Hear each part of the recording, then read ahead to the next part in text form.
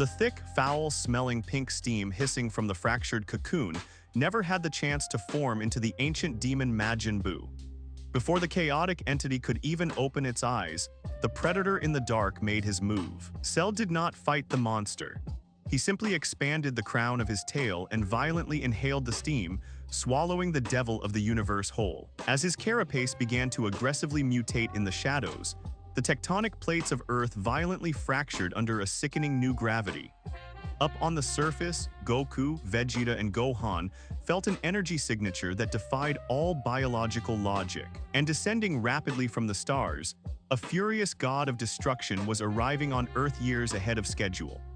The physical horror taking place beneath the surface of the Earth was an unprecedented violation of natural law. Cell was built to achieve perfection by assimilating specific mechanical and biological components, but he had now breached a threshold that Dr. Gero could never have comprehended. By inhaling the chaotic pink mass, Cell drank the raw chaos of the ancient universe.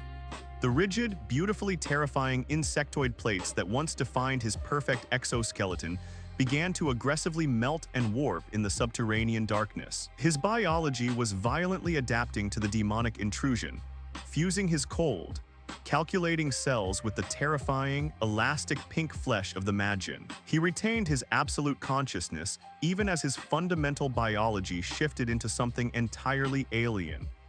The aesthetic result was a sickening amalgamation of divine elegance and demonic elasticity. He was no longer a machine or a simple bio-android, but a perfect god who now possessed a mix of rose and violet aura. He had successfully combined the unpredictable magic of Buu with the serene divinity of the Kai, the resilient biology of the Saiyans, and the ruthless coldness of Frieza. This transformation completely rewrote the rules of combat for the entire multiverse. By integrating the chaotic pink flesh into his own genetic structure, the monster acquired the infinite regeneration that surpasses his own previous limitations. Previously, his survival depended on a single microscopic nucleus remaining intact, but the Majin biology rendered that vulnerability obsolete. He was now biologically immortal, composed of a terrifying substance that could endlessly reform from scattered atoms without ever experiencing physical fatigue. He was becoming a biological anomaly that threatens the absolute balance of the universe. The concept of stamina, the foundation upon which all martial arts are built, no longer applied to him. He was no longer a fighter seeking a tournament, but a localized apocalypse that was steadily becoming dense with souls. He represented the cold, unfeeling march of evolution stripped of morality. He embodied the terrifying idea that the strong devour the weak taken to its absolute limit. With his metamorphosis complete, the newly crowned perfect god rose to the surface, completely obliterating the rocky wasteland above him in a catastrophic geyser of displaced earth and corrupted divine light. Standing amidst the settling dust were the three greatest mortal defenders of the universe. Goku pushed himself to his absolute limits, screaming as he forced his body into the golden, long-haired ascension of Super Saiyan 3. Vegeta and Gohan powered up beside him, their auras blazing with desperate intensity. But there was no excitement in their eyes, only a profound, suffocating despair. They did not look upon a rival or a martial arts opponent. They sensed the familiar, cold key of the bio-android deeply twisted together with the pure divinity of Shin and the ancient, suffocating malice of demonic magic. This terrifying cocktail of energies shattered their warrior pride. Piccolo had known that strategy and technique mean absolutely nothing against a force of nature that has evolved beyond them. And now, the Saiyans were forced to learn that same crushing lesson. They realized instantly that no amount of training, no hidden technique, and no desperate transformation could bridge the gap between a mortal martial artist and an immortal divine parasite. Cell floated slowly out of the crater, his rose and violet aura pulsating with a heavy gravity that anchored him to the crumbling reality around him. He looked down at the three trembling golden warriors. This was not the arrogant smile of a fighter who wanted a fair challenge. This was the hungry, unblinking smile of an apex predator who realizes the hunt is definitively over and the feast is about to begin. To the monster, the Saiyans were no longer threats to be neutralized. He viewed them strictly as food, He knew that he had the tactical genius of Vegeta and the combat intelligence of Piccolo already swimming through his veins. He had calculated every possible maneuver the Saiyans could attempt, and he found every single one of them mathematically irrelevant. The despair radiating from Vegeta was palpable. The Prince of all Saiyans realized that his entire life of struggle and royal pride was utterly meaningless in the face of a creature that could bend reality and regenerate infinitely. Goku, a man who always found a way to smile in the face of overwhelming odds, felt a cold knot of genuine terror form in his stomach. They silently agreed that their only conceivable option was a simultaneous, suicidal attack designed to completely vaporize the monster at the atomic level before he could blink. But before the Golden Warriors could launch their final, desperate assault, the very fabric of the atmosphere violently tore open. The atmospheric pressure plummeted to absolute zero, suffocating the raging winds of the wasteland into a dead, terrifying silence. Lord Beerus and his angelic attendant Whis materialized on the fractured battlefield. The premature arrival of the gods brought a new, incomprehensible layer of terror to the doomed planet. The Golden Warriors were paralyzed by the sheer, crushing weight of a divine presence they had never felt before. They did not know the purple feline deity, but their primal instincts screamed that he was a being of pure, unadulterated erasure. Beerus was the ceiling of the universe, the only reason tyrants like Frieza did not own the cosmos. Yet the furious god of destruction did not even cast a passing glance at the golden mortals. His glowing, murderous eyes were locked entirely on the towering, pink and golden abomination floating above the crater. The tension between the deity and the bio-android was a cosmic standoff that defied all natural laws. Beerus represented the ultimate mandated authority of the heavens, while Cell represented a biological cancer that spreads from planet to planet, eating the gods and the mortals alike. Goku and Vegeta, completely ignorant of the complex divine hierarchy and the delicate cosmic politics playing out before them, assumed the purple cat was merely another alien who had stumbled into a massacre. They shouted desperate warnings, telling the stranger to fall back before the monster consumed him as well. Whis gracefully drifted forward, his face an impenetrable mask of polite, detached indifference. The angel did not shout or project his energy to silence the ignorant mortals. He simply tapped the bottom of his glowing staff softly against the fractured rock of the wasteland. An invisible wave of absolute angelic authority washed over Goku, Vegeta, and Gohan, instantly extinguishing their golden auras and completely paralyzing their bodies. The Saiyans were trapped, unable to move a single muscle, their voices silenced in their throats. They were reduced to helpless, frozen spectators in a game played by entities far beyond their comprehension. Whis looked at the paralyzed defenders of Earth, and, with the calm demeanor of a tutor correcting a mathematically flawed equation, began to explain the horrifying reality of the divine lifelink. Whis revealed the cosmic ultimatum to the terrified Saiyans, explaining that the bio-android had not simply killed the Supreme Kai, but had fully assimilated the creator deity into his own corrupted biology. The angel patiently explained the fundamental law of the multiverse, stating that if a Supreme Kai dies, the god of destruction dies instantly. The Saiyans listened in absolute horror as the pieces of the nightmare fell into place. Cell already knew this divine secret. He had likely learned this crucial piece of cosmic intelligence by sifting through the absorbed memories of Piccolo.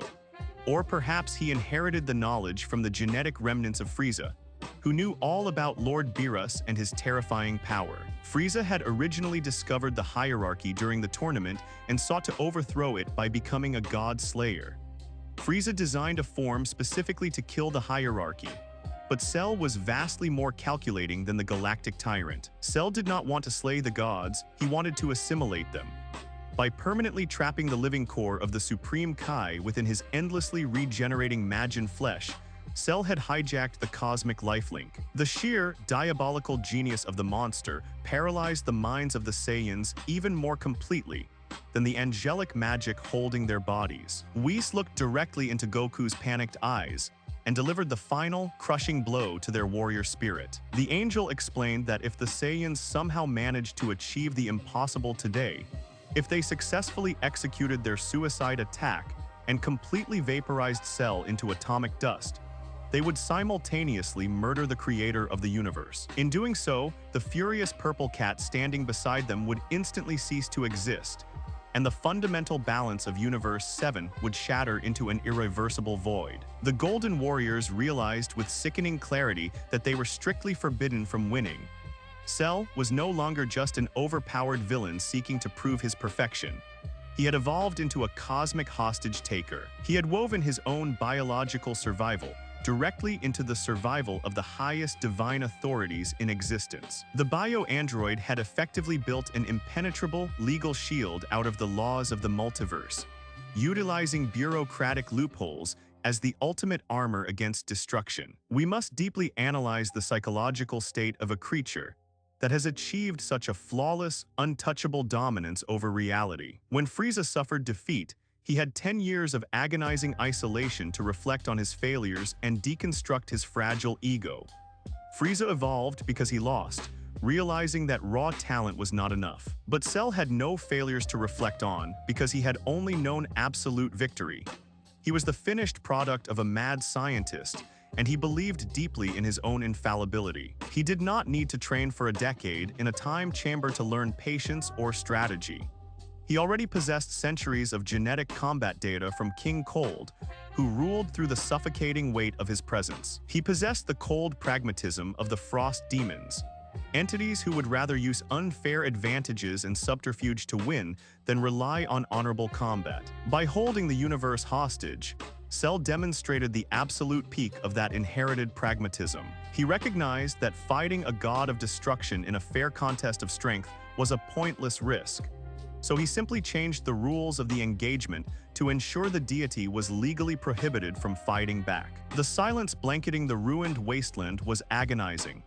Cell floated gracefully through the dead air, his elastic pink tail swaying rhythmically behind him. He flexed his newly acquired Majin God power, sending ripples of suffocating, toxic pressure across the continent.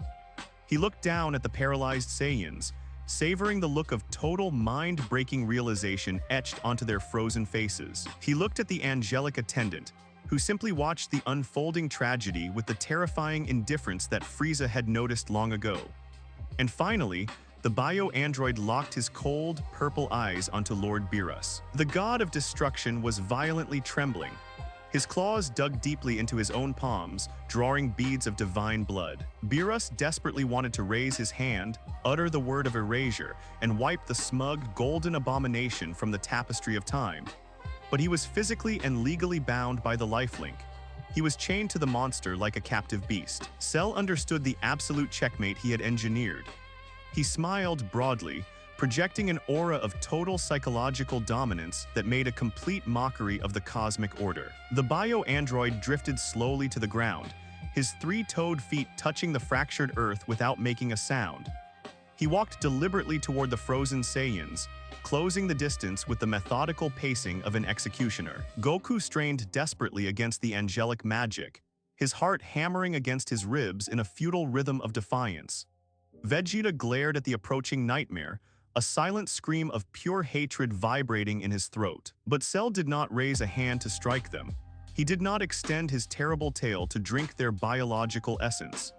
A quick death would be a mercy, and the predator wanted to savor the absolute humiliation of his prey and his divine captive alike. Without breaking eye contact with the legendary Super Saiyan from Earth, Cell raised a single, elegant pink finger and pointed toward the dirt directly in front of him. He issued a dark, simple command that echoed with the voices of a billion consumed souls. He ordered the god of destruction to step forward. He commanded Lord Beerus, the apex predator of the cosmos, to stand directly between the perfect god and the mortal Saiyans. He forced the terrifying deity to act as his personal physical shield. The request was an act of profound cosmic blasphemy, a violation of the universal hierarchy so severe that it defied comprehension. But the cold, mechanical reality of the hijacked lifelink was absolute. Beerus closed his eyes, his facial muscles twitching in a spasm of pure acidic humiliation. The ultimate destroyer, the being who had terrified emperors and erased countless worlds, slowly lifted his foot. He stepped forward. He walked across the ruined earth and positioned himself directly in front of the smiling bio-android. He turned his back on the monster and faced the paralyzed mortal defenders of Earth. The god of destruction slowly raised his arms in a defensive posture. Legally and physically forced to protect the exact biological anomaly he desperately wished to obliterate. Cell let out a low, echoing laugh that chilled the very marrow of the Golden Warriors. He reached out and rested a cold, pink hand gently upon the trembling shoulder of the conquered deity. The Saiyans could only watch as their universe fundamentally died before their eyes. Cell had not merely won a martial arts battle or conquered a planet. He had enslaved the heavens themselves. He was a gun sitting in an empty room, and he had just manipulated the entire multiverse into pulling its own trigger. The eternal silence of existence was now his unavoidable destiny, and the god of destruction was nothing more than his loyal, captive escort on the long road to absolute extinction.